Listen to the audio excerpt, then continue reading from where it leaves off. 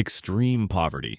Extreme poverty is the harshest edge of human survival, defined by living on $3 per person per day as of 2025 after adjusting for local prices. This reflects the World Bank's latest global extreme poverty line, updated using 2021 purchasing power data. At this level, every decision revolves around staying alive until tomorrow. Families survive through subsistence farming, day labor, or scavenging, and even clean water, food, or safe shelter is never guaranteed. Children often walk long distances to collect water or skip school to help their parents earn a few coins. Extreme poverty is most concentrated in sub-Saharan Africa and in fragile or conflict-affected states such as Somalia, Malawi, and Afghanistan, with large vulnerable populations also found in South Asia. For hundreds of millions of people, daily life means choosing between food and medicine and hoping that illness, drought, or bad luck does not erase everything because there is no safety net. Extreme poverty is not just the absence of money, it is the absence of choice. Moderate poverty. Moderate poverty, officially measured by the World Bank's lower middle income poverty line, describes life just above bare survival, where a person lives on roughly $4.20 to $8.30 per day. At this level, people can usually meet basic calorie needs and maintain simple shelter, but life remains fragile and uncertain. A single hospital bill, drought, or job loss can erase months of effort and push them back into extreme poverty.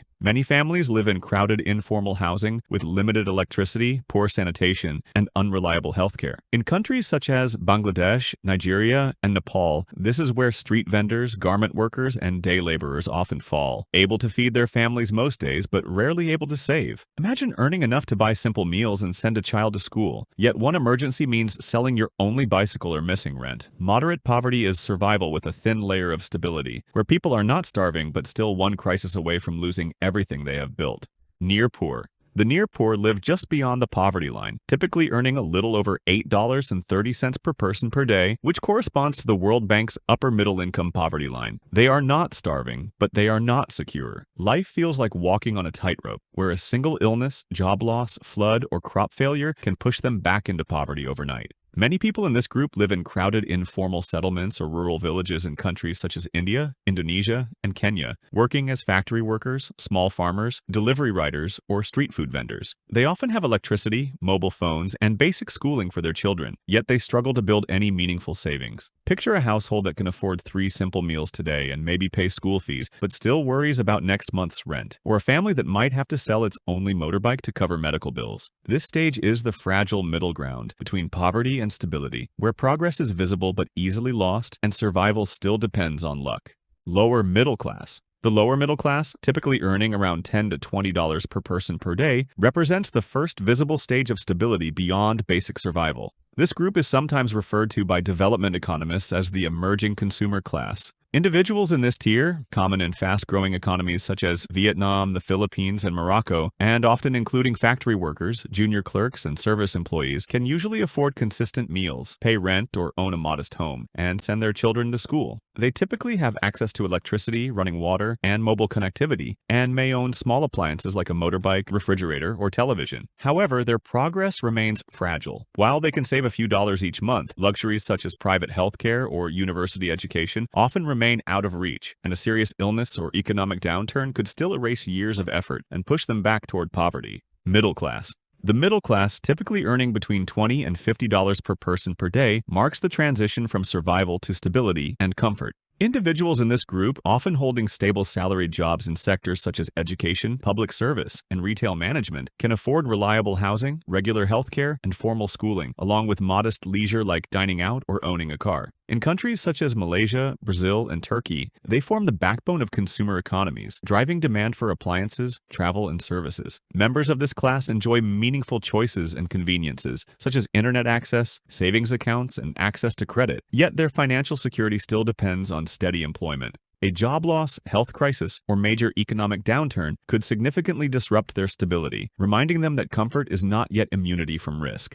Upper middle class. The upper middle class represents a stage of lasting stability and social influence, defined by incomes well above the national median and typically earned through professional or managerial roles such as engineering, medicine, education leadership, finance, or running established businesses. In global terms, this group generally lives on $50 to $100 per person per day, placing them at the top of income-based security before reaching wealth accumulation levels. Individuals in this class can afford private health care, quality education, and well-furnished homes, and they regularly save for retirement or or invest in property and financial markets. Their lifestyle often includes overseas travel, personal vehicles, and an emergency fund, offering comfort and flexibility. Yet most of their wealth still depends on active work rather than passive income, meaning a major recession or job loss could still force them to scale back. The upper middle class stands at the point where stability turns into opportunity and where money begins to open doors but not yet multiply on its own. Mass affluent. The mass affluent represent the first tier of asset-backed wealth, marking the transition from income-based comfort to investment-based security. Banks and financial institutions typically define this group as households with between $100,000 and $1 million in investable assets, often paired with strong, stable incomes. People in this tier are no longer living paycheck to paycheck because their assets, whether from long-term investing, property ownership, or running a successful small business, generate supplemental income. In high-income countries such as the United States, Japan, and Singapore, this group often includes senior professionals, business executives, and high-earning dual-income households who save and invest consistently. Their lifestyle usually features private healthcare, comfortable housing, and regular travel, but not extravagant luxuries like private jets or super yachts. They enjoy security and choice, yet still pay close attention to markets, inflation, and interest rates because their money is substantial but not limitless. The mass affluent sit between the stable middle class and the financially independent, at the point where money has begun working for them, but not yet fast enough to set them free. Millionaire class. The millionaire class, formerly known as high net worth individuals or HNWI, are typically defined as anyone with $1 million or more in investable assets, excluding their primary residence.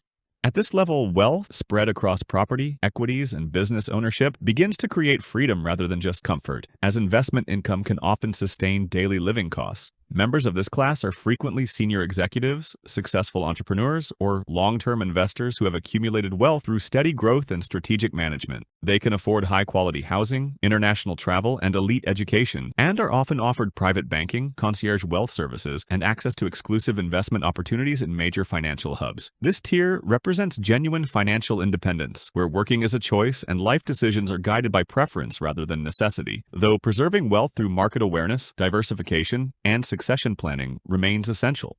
Multi-millionaire class. The multi-millionaire class, often referred to as the very high net worth individuals, describes households with investable assets, excluding their primary residence, typically in the range of about $5 million to $30 million. At this level, wealth begins to provide deep financial security and real influence. Individuals in this tier may own multiple properties, hold major business stakes or board seats, and fund their lifestyle purely through income generated by diversified portfolios managed by private advisors or a dedicated family office. They no longer depend on a salary. In global hubs such as the United States, Switzerland, and Singapore, they often serve as industry shapers, backing startups, influencing markets, and engaging in high-level philanthropy. Their focus shifts from simply making money to actively protecting, structuring, and passing on wealth across generations. Tax planning, reputation management, and succession strategy become daily concerns. This class sits just below the ultra-wealth tier and represents a pivot point where wealth becomes a lever for power rather than merely comfort. Ultra-wealthy.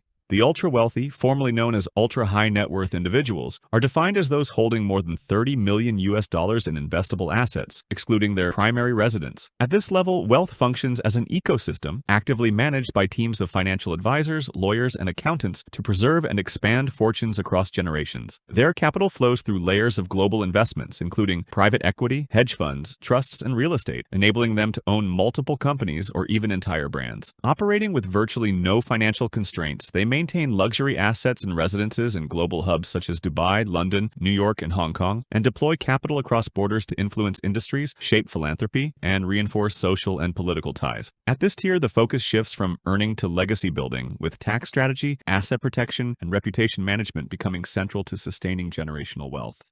Billionaire class. The billionaire class, defined by a net worth exceeding $1 billion, represents the highest concentration of private wealth on the planet. At this level, money functions as a structural force capable of shaping markets, politics, and culture. Billionaires typically control vast business empires, ranging from multinational corporations and investment conglomerates to leading technology firms, giving them the ability to move stock markets, influence scientific research, and set philanthropic or political agendas. The majority of the world's billionaires are concentrated in the United States States, China, and India, with a growing number emerging in the Middle East and Southeast Asia. Their daily lives are supported by full-time teams of financial strategists, legal advisors, security personnel, and logistics staff. At this stage, personal identity often merges with enterprise, as their actions and investments define entire sectors of the global economy. For the billionaire class, the central pursuit shifts from wealth accumulation to legacy building, where influence, innovation, and global impact outweigh mere financial gain. Elon Musk tier.